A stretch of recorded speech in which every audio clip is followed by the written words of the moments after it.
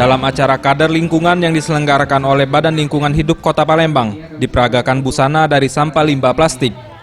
Uniknya dalam peragaan busana ini dilakukan kegiatan melelang busana tersebut.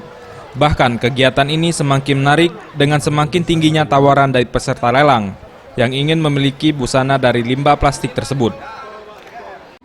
Pak Hari, Palenggas Pertanian 550 satu kali, 550.000 dua kali, 600.000.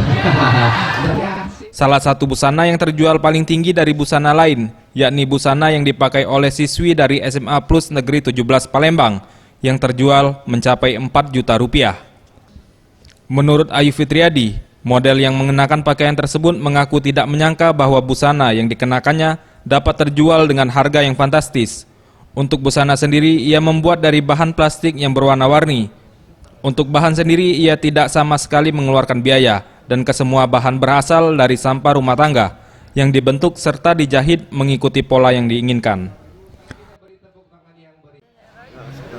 Kami kan ngumpulin bareng-bareng, jadi barang-barangnya dapat dari mana?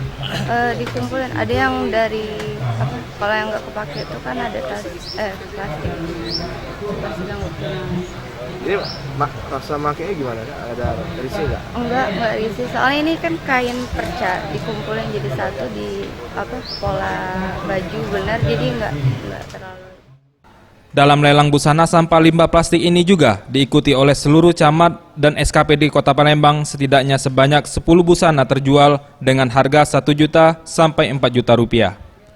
Farel Dusatria, Septiaun Rizky, Sriwijaya TV.